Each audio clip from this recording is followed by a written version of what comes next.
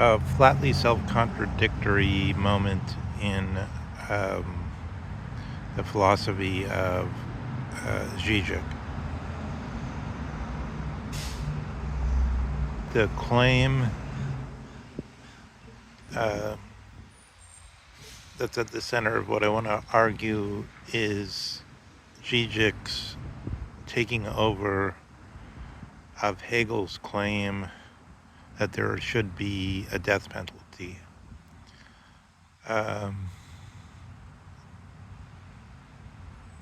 Zizek says, oh, there must be a death penalty because to avert relativism. So the first part of the claim is, the argument I'm making is, one, Zizek apparently doesn't know that Hegel is the first, and really the only historical relativist in the full sense, because he says knowledge is relative to the Zeitalter, or to the time that we live in. Schelling may have used this idea to some extent too. I don't know. Somebody has asserted that, but I don't really believe that. I think basically Hegel is the only one that has the concept of the Zeitalter in the full sense, which is also which is just the objective form of the zeitgeist. Or in any case, it's intimately linked to the notion of the zeitgeist, that knowledge is relative to the time we live in. So, for instance, Hegel admits Aristotle's views were wrong, not because of the empirically undeveloped state of Athens, which compelled Aristotle to come out with the best he could do was to try to regulate the Athenian laws by his doctrine of the slave nature, or as Strauss examples it, somebody like Lennian of Mice of Men, who's could be useful to the community as long as they're in some way guided by their mother or whatever, or by somebody they trust, by George in the great short story of Steinbeck, which apparently is taken over from some Russian source, I think, or from some Slavic source. But so to go on with that, or let me say it more succinctly, since we've now given an example of what the somebody living in the Zeitalter means. Aristotle has one view about the slave, and Hegel has a different view, and the reason is because they live in a different time, and knowledge is relative to the time and not due to other factors like the empirical development of society, as Fukuyama would see it. And then Hegel lives at the absolute Zeitalter, or the absolute age, and his knowledge is relative to the absolute, and therefore it's the absolute knowledge. This is the full meaning of relativism.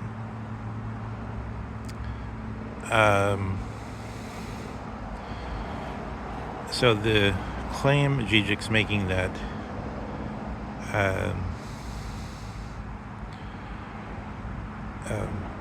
the death penalty must be kept to avert relativism doesn't, on the face of it, make any sense, because unless he would give a long explanation to show that he really understands the Hegelian teaching, which he doesn't.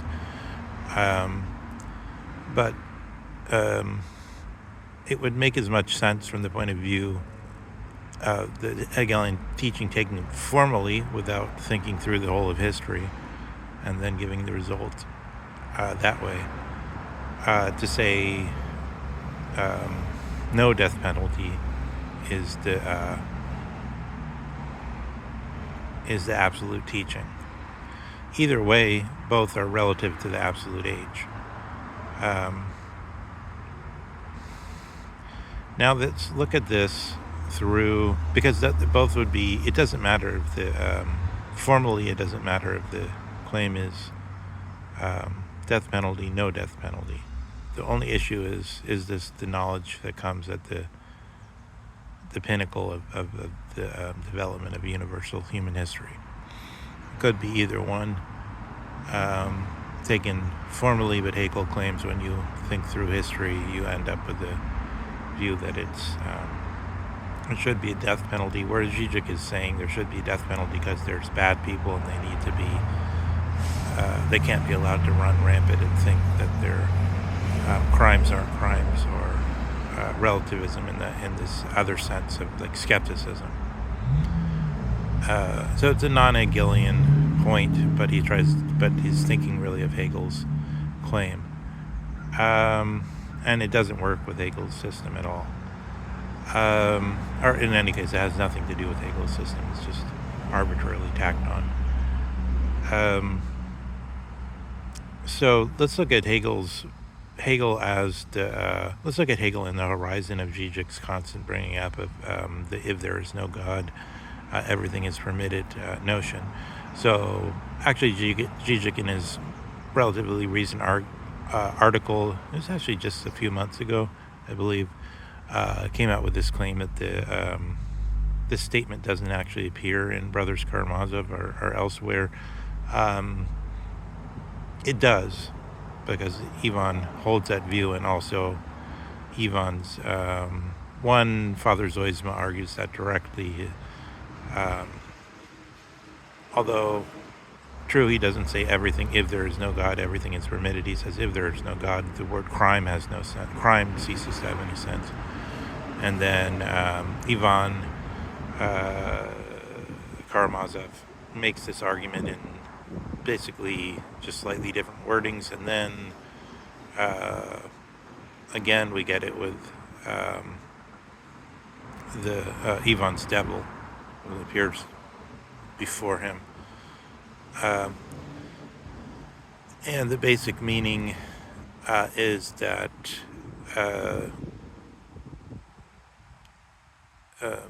utilitarianism can't say that any specific act is a crime.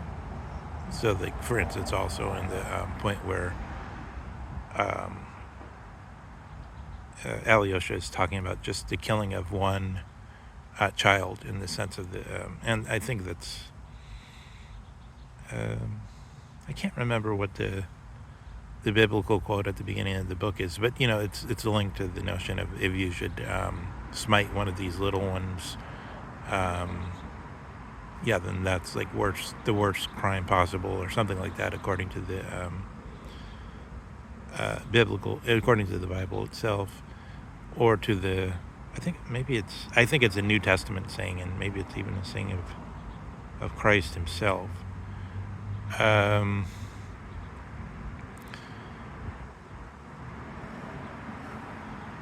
idea in Dostoevsky is propounded by Ivan's devil so it's like Ivan's having a kind of breakdown where he's according to is it Nishatini? I think it's Nishatini who wrote the analysis that shows the 4 stages of deepening of Dostoevsky's treatment of nihilism, and his thinking of nihilism, starting with the most superficial level, which is Crime and Punishment, the detective story version, to the full existential level, which you see in the devil, who proposes the notion, which is also mentioned in the possessed, or the Bezid, or the demons, of the God-man. So the God-man is the same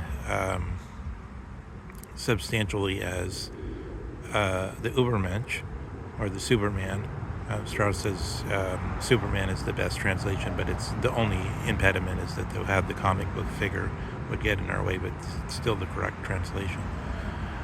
And the meaning is still a man, but all too human, but above man, Superman. Still a not.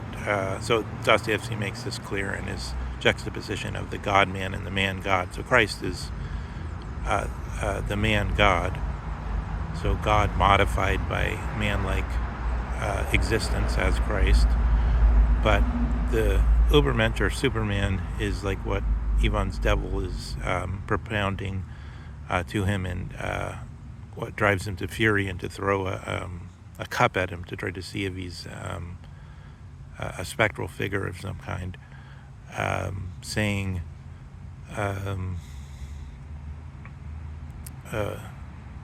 if there is no God, but then there's this God-man. But the God-man means man brought up to the highest level possible. So this is, rather than, as I just said, God coming down to earth, as it were, or God becoming ontic, or becoming a specific being. But man driven up to his highest state possible is what's really a question, and Dostoevsky comes out against that, and Nietzsche's in favor of it. That's the big flat war there. And what Zizek doesn't see is that this is the aftermath of Hegel. So we get the first romantic movement coming out of Hegel's historical relativism, and we get Herder and Heinrich Heine, and we get this notion of the Triebnach und Endlichkeit, or the drive to endlessness, connected to Goethe, of course. And Goethe, who's prior to Hegel, but in the full form,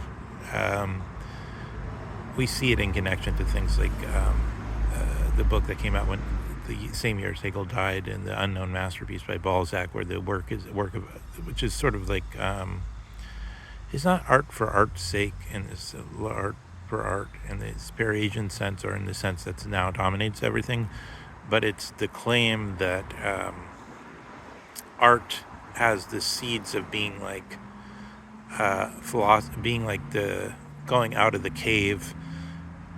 Think of abstract expressionism, the Motherwells and the Klein, and those guys in New York, who produce paintings which are not later, Rothko later on, and so on, that are not immediately discernible in their sense. And so it's as though something from outside the cave is being brought into the cave in The Unknown Masterpiece, but that the eyes could adjust and then still see them somehow in this sense. It's not a full claim to creativity in the sense of there's something that's only just once,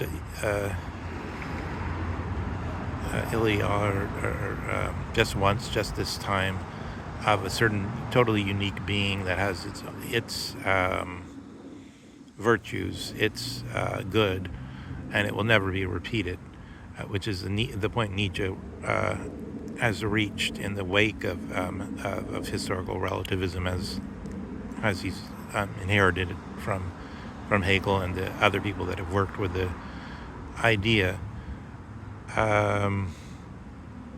Zizek's attempt to bring this whole syndrome of ideas and subordinate it by submitting it to a close and constant contact with Lacan is would be fine if it were done in the conscious awareness of who Hegel is and how he has been received by other thinkers, and how we have come into the situation where the university is controlled by this situation, but he's not. So then he's just wasting our time by trying to modify Dostoevsky by Lacan without a full awareness of what the situation is, which makes that makes Zizek more boring than he should be. So it would be much better. So he could, there's no objection to him using psychoanalytic theory in that way, but the objection is to a sort of ignorance of what's going on, which then makes his analysis less valuable than it would be if he were more up to speed.